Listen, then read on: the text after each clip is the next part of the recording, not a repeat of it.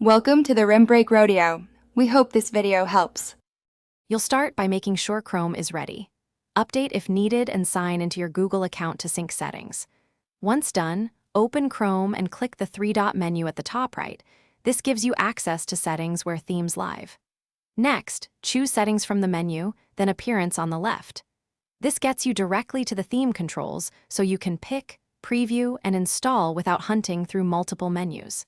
Now you're in Appearance and you'll click Theme to open the Chrome Web Store's theme section.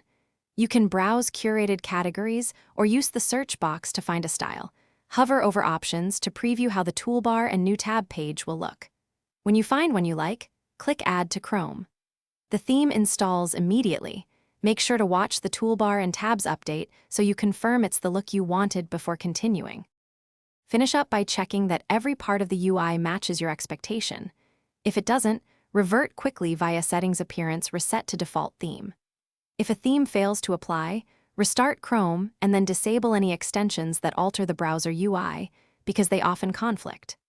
As a last resort, sign out and back in to clear cached theme data or reinstall Chrome.